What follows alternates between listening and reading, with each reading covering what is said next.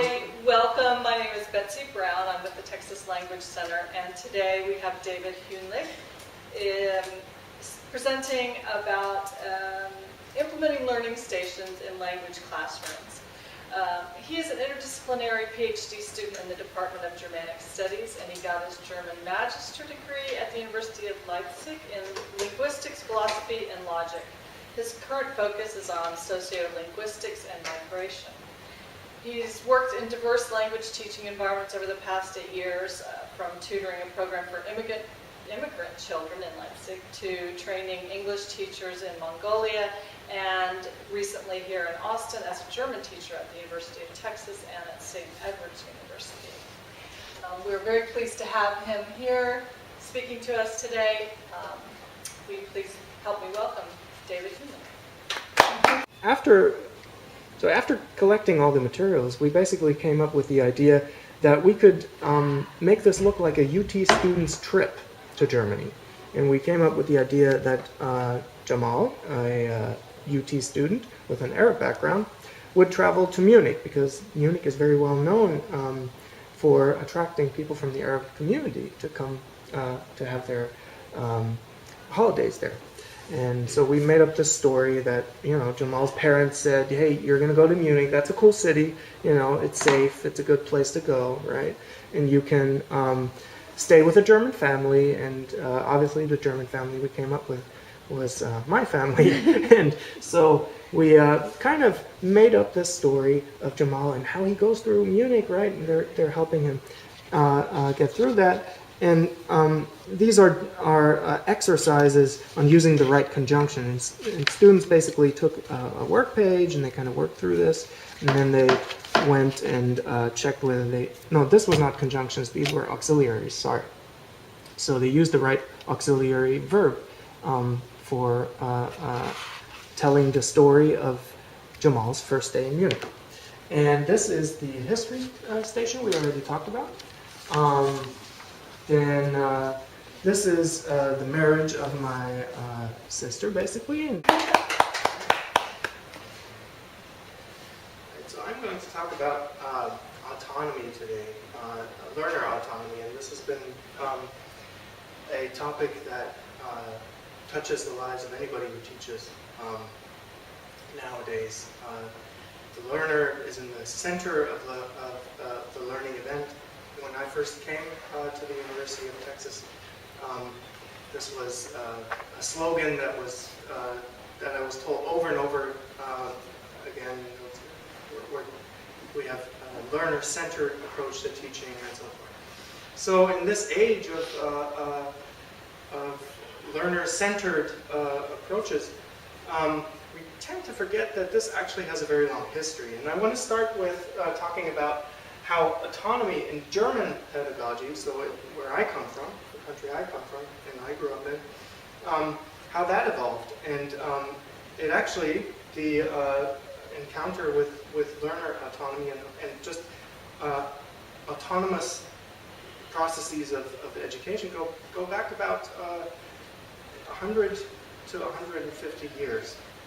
And one of the most prominent outcomes of this context was the German Jugendbewegung, which translates literally into English youth movement, and Reformpädagogik, so a reformed type of pedagogy. Then in another strand, we have the Montessori approach, which is very well known here in the United States as well. If you drive down Mopac and you take a right turn, you'll see a sign, Montessori pedagogy, right? And usually the associations we have with that is, this child stuff. It's not really stuff that's related to adults, right? But in Germany, these movements had a very different connotation to them, and they permeated education from the bottom up, basically. And Marchtaler Plan, I'm also going to talk about that a little bit, was a response to Montessori approaches in elementary schools. So let me start with the one that I had the most experience with, which is Reformpädagogik or Jugendbewegung. And it started as a counter movement to the Prussian education very discipline-oriented education in the German Kaiserreich, so the newly formed Germany in 1871. Implemented obligatory schooling across the board, right, in the new empire, and had a very disciplined approach towards what education should look like. And it was certainly not a learner-centered approach. And a counter-movement to that came from two sides. It came from young people themselves who sort of resisted something that they conceived of was a double standard. On one hand, people were talking about freedom a lot at that time, and on the other hand, in school you were not experiencing any of that freedom. So that's where the slogan "Pädagogik vom Kinde her" evolved. The slogan basically means that pedagogy should come from the child, right? Because the word pedagogy already contains the Greek word for child. So basically, these were young people, and they had strong allies and certain teachers who were also criticizing Prussian education at the time, and who said, we should leave more responsibility, more decisions to younger people. Then the Scout movement coming from England, Boy Scout movement, with the slogan "Learning by Doing" kind of came over to Germany, and that kind of merged into that. And then there was a strong nature orientation. Until today, children or young adults in Germany go and visit Schullandheime, so school resorts in the countryside. Freikörperkultur was very important, so things that we in the United States would consider a no-go, like nudity and things like that. So freedom found many, many expressions in this culture. There was a strong emphasis on kind of disciplining oneself, not really having discipline come from the outside, being imposed on you, but kind of disciplining yourself. And there are prominent predecessors to this movement. It's not a German invention, obviously.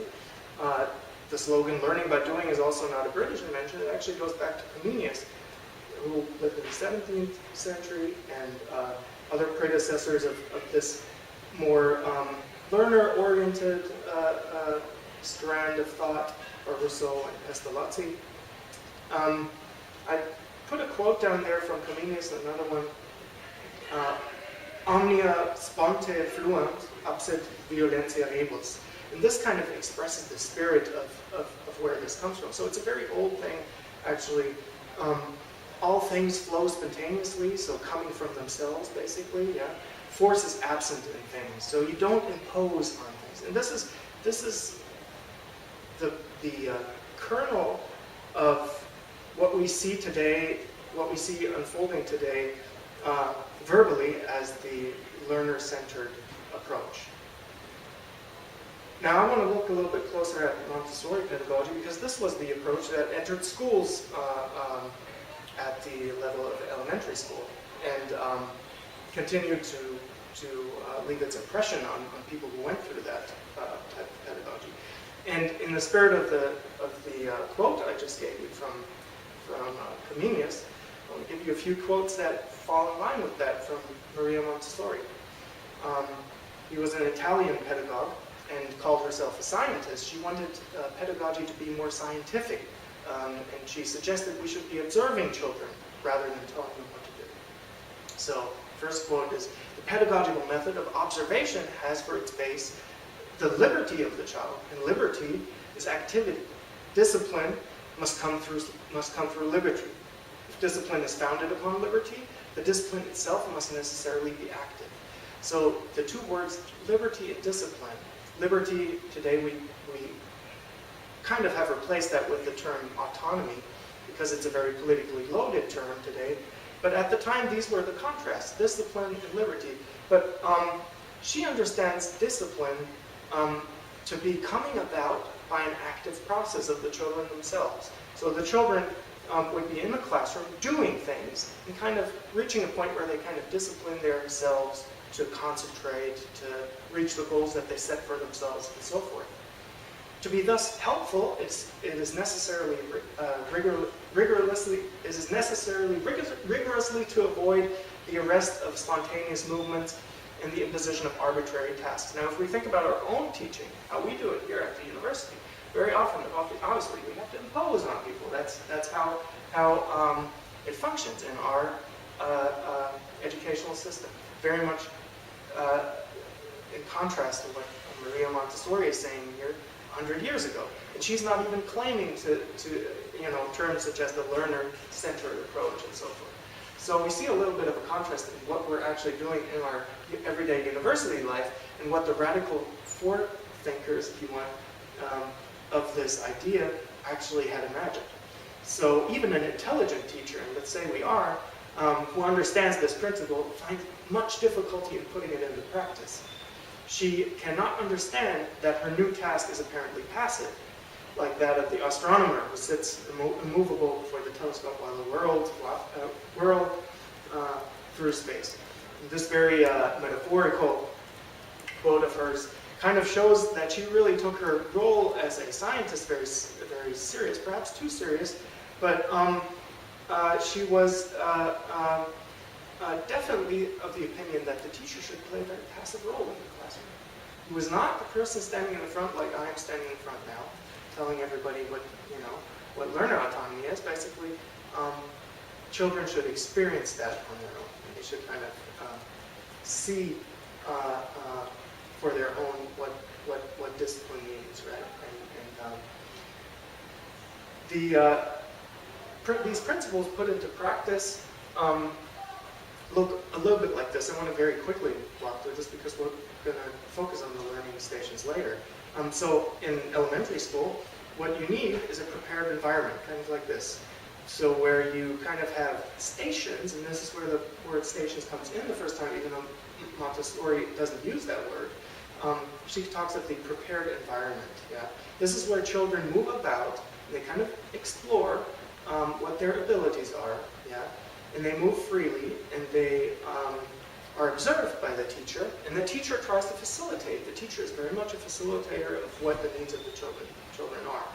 The environment has to be ordered and aesthetically appealing. It's not just chaos, which is something we associate with Montessori schools very often, right? We think, it's people run around and everybody does what he wants. That's not what Montessori imagined. She imagined a very ordered, very, how'd you say,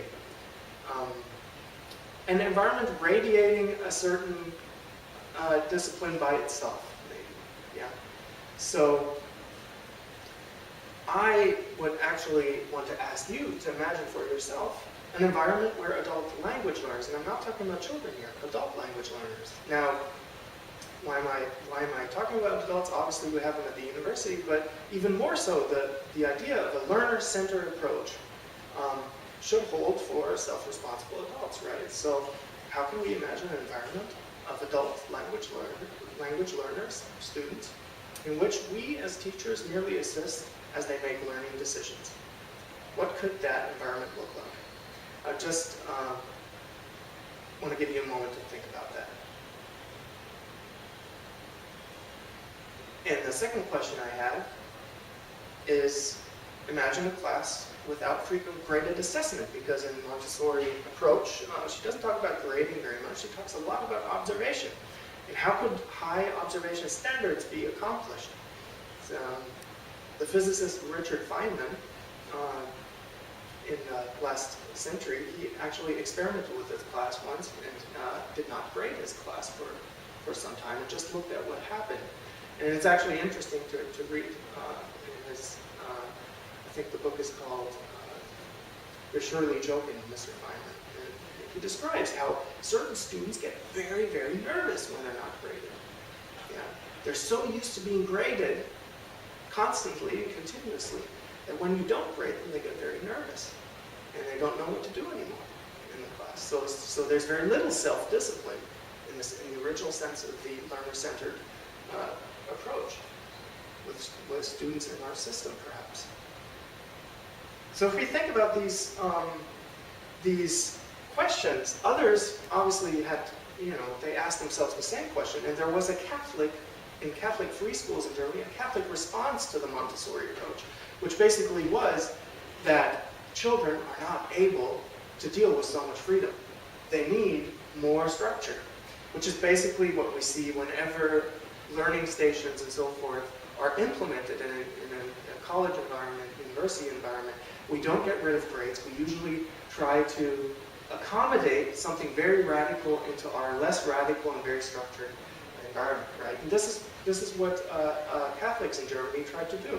So they found this compromise between autonomy and accountability. So basically, I shadowed a teacher once in the course of a week in Germany and watched how she did it. And basically what happens is that what we know from our classrooms with the supposedly learner-centered approach, but where the teacher pretty much is the center of the classroom because he's in front talking, that takes turns with a more liberal approach towards learning, where children simply have quiet time, choose what they want to work on, the teacher circulates. So there's kind of a give and take between Montessori and good old school teaching going on in these schools. And that's interesting because obviously at a university like the University of Texas, we cannot overnight change our teaching, at the expense of the habits of students into something where they basically cannot find themselves anymore. So this was relevant for me when I made my attempts with Freiarbeit, free work. That's what they call it in these Catholic schools. And I actually did it 3 times. The first time I did it in German 507, which is the beginners program here at the university. And I continued at the University of St. Edwards here in Austin in German 1312. And the most recent try was German 612, which is more the intermediate level here at the University of Texas at Austin. And I did it in 3 different ways to kind of be able to compare it and to see how it works and how it could fill in with the American education system, the American university level education system. How could we possibly mold language classes into something that is a little bit more self-engaging, but at the same time works with the grading system that we have here, which you can't get rid of these things. You have to stay realistic to a certain extent. I want to look at the thematic stations in particular, which were the last ones in orange right here. So we only did 4 days of thematic learning stations, and those are the stations that I brought last semester. And this was financed by the Texas Language Learning Center. I started off by the objectives given by the book. The Stationen textbook is organized by German cities and grammar topics. And I basically took that to kind of try this Montessori, approach, but in a more organized fashion. And I tried to look which cities I have a personal connection to. That was the next phase. So where can I inspire students the most to do their own work, right? And I think this is something very important. We're getting into the practical side of this now. As you conceptualize stations that students should work on, it has to be something that catches their attention. Right? And we live in an age where there's a lot of distractions, so you kind of have to step towards students a little bit because they're not used to sitting down and necessarily deciding on their own in class what they want to work on. So you kind of have to go halfway and give them some nurture. I'm going to talk a little bit more about that towards the end of this talk. So ideas. What ideas did I come up with? So I have a book. It's organized by cities. I know a few of the cities. Which cities do I know, and what could I possibly offer? So this was my brainstorming. My sisters live in Munich. One of them is getting married this summer. Well, I'm obviously going to be at the marriage, so I'm going to be in Munich this summer. And I have a camera, and I can collect materials to share with students, right? And I have a friend in Leipzig who is active in the community of Konowitz, which is a very socially, there was a lot of change going on in Konowitz at the time. So I thought, I could visit him as well.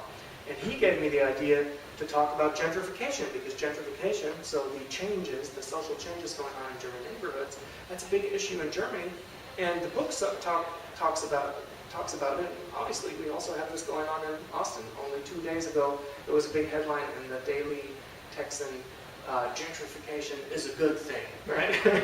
So basically, after this brainstorming event, I gathered the materials. And here I want to give a little bit of advice to anybody who's gathering materials. Besides your personal experiences, which are very important because they connect you to the students through the materials, it's very nice to mingle the obvious. There are obvious stereotypes about Germany, right? The Oktoberfest is the first thing that people talk about when they talk about Munich. You want to have some of that in there, but you also want the obscure.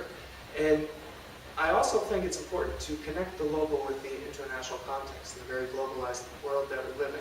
And it's important to nudge the world of students a little bit through the stations. Just don't feed into stereotypes that they can otherwise find on the web or whatever. You want to make this station something unique, in a way. Make sure to find a connection between the textbook and your contributions. That's important, especially if you have a textbook that has a certain structure and students go by that structure. And it can also save you a lot of work. I'm going to show you how that saves you work. Then it's important to gauge the gap between the gathered materials and the course objectives and the student learning levels. It's obvious that students will not understand everything, but especially on an intermediate level, you have more expectations than you would have at a beginner's level, but you kind of have to look at your materials very closely. What can you impose on students? What can you expect of them? I want to show you what my planning sheet looked like. And basically, these are the two cities I worked on, Munich and Leipzig. And we had 2 days for each city. And we had 15 stations for each city. Today, I'm only going to share 13 with you, basically. And I'm going to walk you through 1 or 2 of them, and then we're going to look at some of the stations on the table in the back. So one of them was called Münchner Stadtgeschichte. I was trying to get students interested in the history of Munich, and the description of the task is arrange a timeline and pictures of 6 crucial events in the history of Munich. Then recount these events in German in the past tense. Okay, so basically they had a text with present tense descriptions of certain events, and they matched them with pictures. I'll show you the pictures in a moment. They're right here. But this is actually, it would have been nice to have an object, but this is a picture of a seal, an early seal of the city. You see that monk in the middle. That is one of the Wahrzeichen in German of Munich. So it's basically the crest of Munich. Then the city has an 800-year history, and they had a celebration of that. This is the Oktoberfest, what it looked like in the very, very beginning, right? Very different from today, if you think about it. This is what Munich looked like in the Nazi time. It was a so-called Hauptstadt der Bewegung, a capital of the Nazi movement. And another thing that happened in the 70s was, which Munich became famous for, was the tragic event during the Olympic Games, where 17, I think, Israeli athletes were killed by terrorists. And then a thing that probably flies very well with the male students in class is the Bayern München, the soccer team. So probably females in the United States are more prone to play soccer than they are in Germany. But this is the famous new Allianz Arena, the big stadium of Bayern München, the famous football club. Okay, so students, as they arrange, when was this built, when did this happen, and so forth, they're doing certain things. And the objectives of the exercise, as they do it, are that they understand text better in present tense, but that they also use the past tense orally. They include visual impressions in describing the past, describing events in the past. And another station we had was the Schienennetzplan, because not only the past tense, but also the imperatives were part of this chapter. And Schienennetzplan, as you can see down there, is the very confusing German public transport system, right? Something we don't have in that complexity here. So to get to know your way around and to ask questions and to give instructions was the task that students had here. They were giving each other instructions to get from A to B, right, with the imperatives. Nimm die U-Bahn 2, die, and so on, right? They basically familiarize themselves a little bit with the scope of the public transport system. Now I'm going to look at a station in Leipzig. This was the one with gentrification and a phenomenon called Entwertung, which is a very, very recent and very violent phenomenon in Germany. In Leipzig, Leipzig is, as you know, part of East Germany, and has a lot of old building substance, that is currently being renovated. Over the past 20 years, this has been the case because of reunification and the new flow of businesses and so forth. And old neighborhoods are changing through this. And my question for students would have been, learn why Flamat, which is Christoph, the friend of mine, moved out of his house in Konowitz, and how reactions to gentrification are changing the face of Leipzig in this video. And compare that to East Austin. And here we have a short video of that. Basically, I'm just going to talk about this a little bit.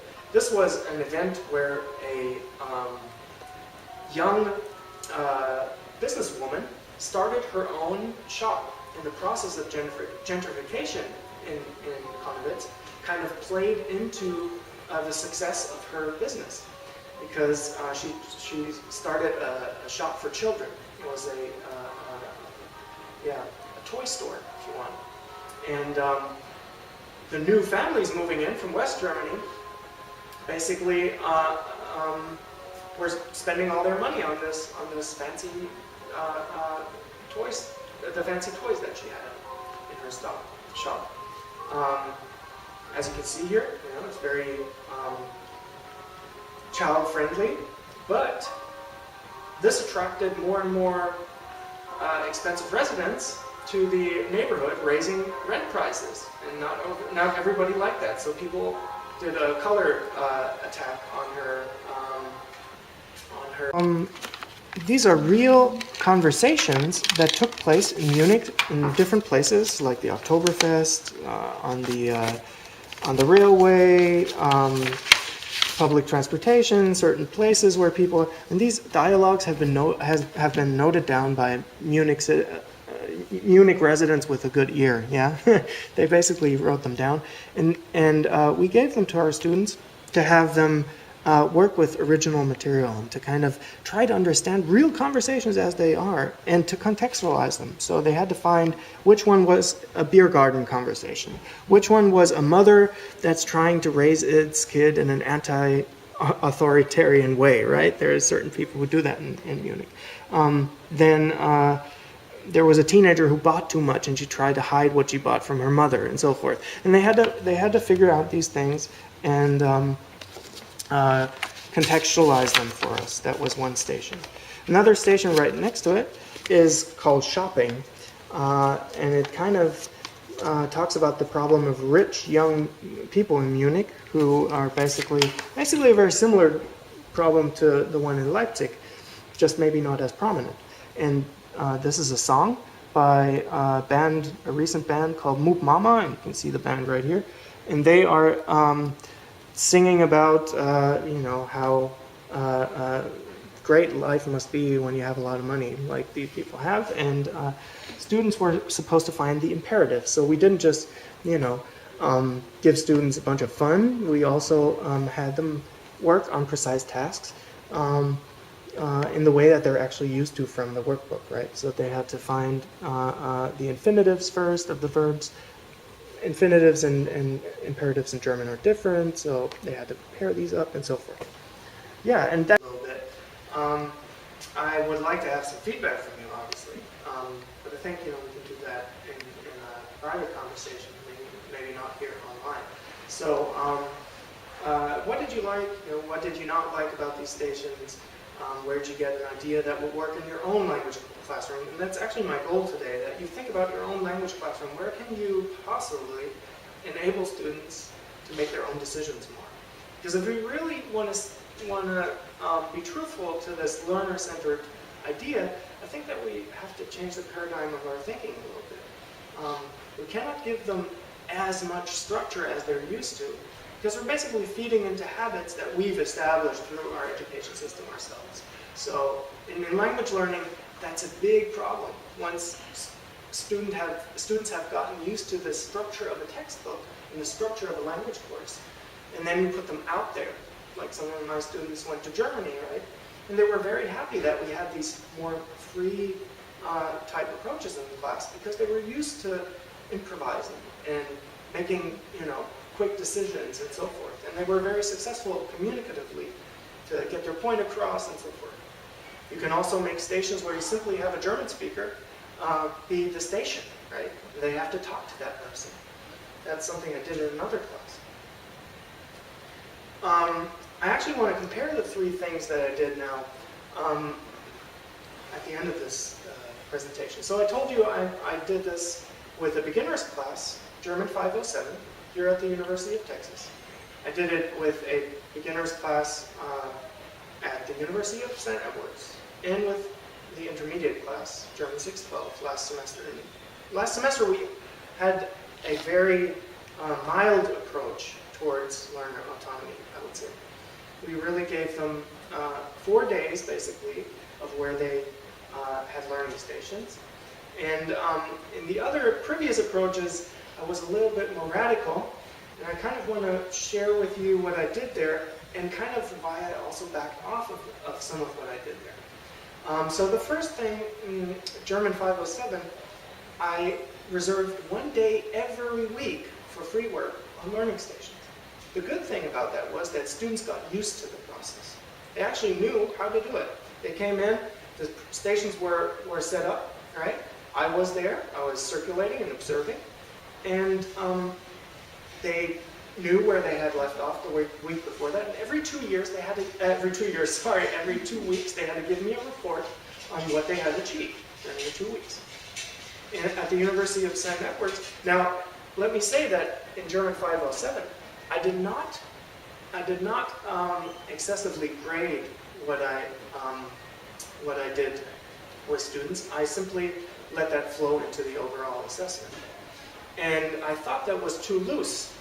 And that's why I was a little bit more rigid in German 1312, where I actually gave no homework assignments besides open tutored learning stations in the afternoon.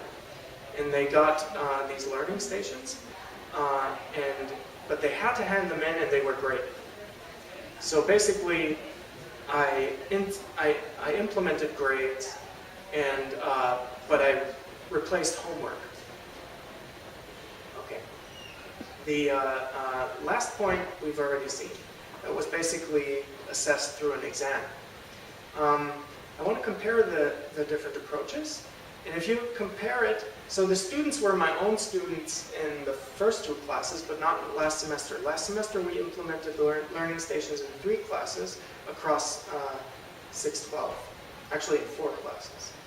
And in the teacher of the classes were other teachers last semester. In the first semester, German 507, it was me teaching the students, and I did the learning stations with them. At the University of St. Edwards, I had student tutors who basically tutored the homework hours. Yeah, and the time frame was the entire homework of the week was learning stations at St. Edwards.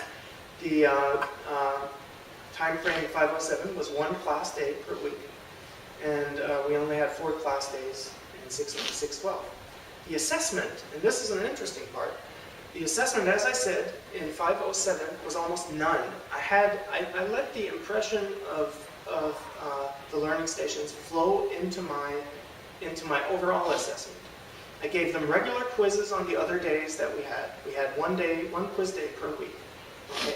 So they knew they were preparing for quizzes, but I did not specifically grade what they did during the work of free time, of freie Stillarbeit, Freiarbeit. The framework in the first two experiments, basically, or in the first two trials, were stations by skills. I basically just let students work on vocabulary, reading, writing, oral, grammar. It was very much organized by the typical language learning skills. It was not the whole language forest, as they say, that I was kind of confronting them with. It was more a station per skill. And the stations of 612 were more theme-oriented. And the language levels were mixed with culture. It was very intricately intertwined, if you will. And the student feedback, and this is an interesting part, student feedback in 507 was the best. It was actually mainly positive. Student feedback I got from the homework idea was mainly negative. Students did not like that idea at all, that they had to do free workstations as homework. And 612 was apparently positive, but I was not the teacher of these classes, and I'm not to say how positive that actually was. So it's difficult to judge that. But one thing that we know for sure is that on the autonomy scale, if you will, what I did in German 507 probably was the most autonomous.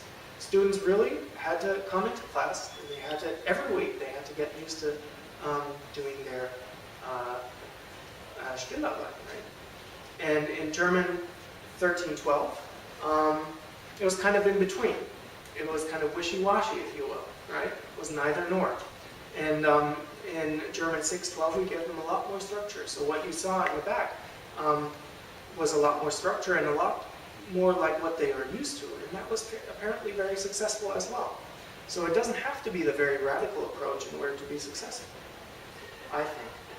So this is my conclusion, perhaps the discussion part of this. It appears that familiarity with the passive teaching and active learning paradigm is an important factor. So that's the first thing. If you're not familiar with what's going on, if you're not familiar with the expectations, it's better to give them a structured learning station approach. It's not good to throw them in the cold water and then expect that they work well. That's not going to work. You need a longer period of time to accustom them to working freely. And at least that's my conclusion. Student and teacher familiarity with the concept of stations is also very important. And the student's motivation is very important. Something that I noticed is that the students that excel with this model are the students that usually come into class with high expectations. Students that are simply there because of their language learning requirement usually have many problems with the stations because they're not very motivated, to begin with sometimes. And you kind of have to get them into the mode of making their own decisions. And they're like, I thought I could just sit in here and you tell me what this language was about, and I'll just try to get through the tests and so forth. Well, with learning stations, that's not going to happen. They're either going to do something or they're not going to do something. And that obviously imposes a workload on them that they weren't expecting. So, how much autonomy is possible? And that's very likely a question of all these factors. And I'll leave it up to you to, in the spirit of autonomy, to think about it yourself a little bit. And that's all I have to say for today. That gives you a rough overview of what our stations look like, right? And I think we can move back to the, maybe we'll have a look at this one. This was the station of the Leipzig Revolution. So you can see this mass demonstration right here. And if you look at the picture, or at the pictures in this book, they might remind us very much of what we see nowadays, or what we've seen in the Arab world. And this gave me the idea to kind of do a comparison with students. And basically what they did is they looked at the timeline of the fall of the Berlin Wall and the revolution, the peaceful revolution that started in Leipzig, and how it developed towards German reunification. And they had to pair it up with events in the Arab Spring. So, and they had to also find differences, because there are obvious differences. There was no civil war in Germany after that, or in Eastern Europe, one of the civil wars that started was in Yugoslavia. But you see these processes historically that can be compared, right? And we try to get students thinking that way a little bit, beyond the boundaries of Germany, right? To kind of show this is a greater context that you're learning something about. Shop, and you can see the results of that here. And he's kind of explaining how he feels about this whole thing and how his neighborhood has suffered from these changes and how he feels, he has this ambiguous feeling. At one hand, he really liked the shop, but on the other hand, it was attracting so many expensive people to the neighborhood that it drove people like him out of their apartments, and that, so basically the wrong people are suffering here, but this is a result of gentrification in Germany. And students, straddled these questions very well in the class. We basically gave students about 10 to 15 minutes with each station, right? And that's actually what I wanted to do now. I wanted to give people about 15 minutes to browse the stations, not to do the stations. You shouldn't go through each one of them. But the 12 stations that I offered in the back, you could basically have a look at them and take a few mental notes on what you like, what you don't like, what you think, how these stations, how the learning progress in these stations could be best assessed.